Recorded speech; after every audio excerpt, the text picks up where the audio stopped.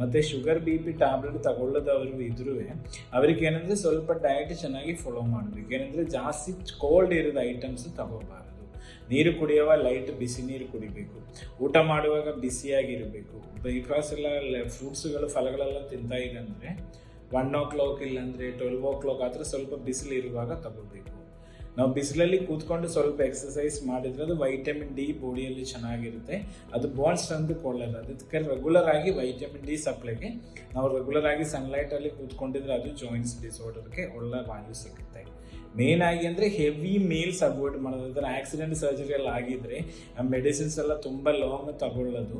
So ಅದೆಲ್ಲ ಒಂದು reason ಇರುತ್ತೆ. ಬಟ್ ಅದೆಲ್ಲ ನಾವು ಎಮರ್ಜೆನ್ಸಿ ಇದ್ದರೆ ತಗೋಬೇಕು. ಇಲ್ಲಾಂದರೆ ನಾವು ರೆಡ್ಯೂಸ್ ಮಾಡಿ ಅದರಲ್ಲಿ ಹೆಂಗೆ ಕಂಟೆಂಟ್ಸ್ ಇದೆ ಅದು ನೋಡಿಬಿಟ್ಟು ನಾವು ರೆಡ್ಯೂಸ್ ಮಾಡಿ ಬಂದರೆ ಯೂರಿಕ್ ಆಸಿಡ್ ಎಲ್ಲ ಜಾಯಿಂಟ್ಸಲ್ಲಿ ಜಾಸ್ತಿ ಆಗುತ್ತೆ. ಎಲ್ಲಿ ಯೂರಿಕ್ ಆಸಿಡ್ ಜಾಸ್ತಿ ಆಗೋ ಚಾನ್ಸಸ್ ಇದೆಯೋ ಅದರಲ್ಲಿ ಜಾಯಿಂಟ್ಸ್ ಪೇನ್ ಬರುತ್ತೆ. ಅದಕ್ಕೆ ಗೌಟಿ ಆರ್ಥ್ರೈಟಿಸ್ ಇಲ್ಲಾಂದರೆ ರುಮ್ಯಾಟೋಯ್ಡ್ ಆರ್ಥ್ರೈಟಿಸ್, ಗೌಟಿ ಆರ್ಥ್ರೈಟಿಸ್ ಈ ಥರ ಮೂಲವ್ಯಾಧಿಗಳನ್ನು ನಾವು ಚೇಂಜ್ ಮಾಡೋದು ಹೆಸರು.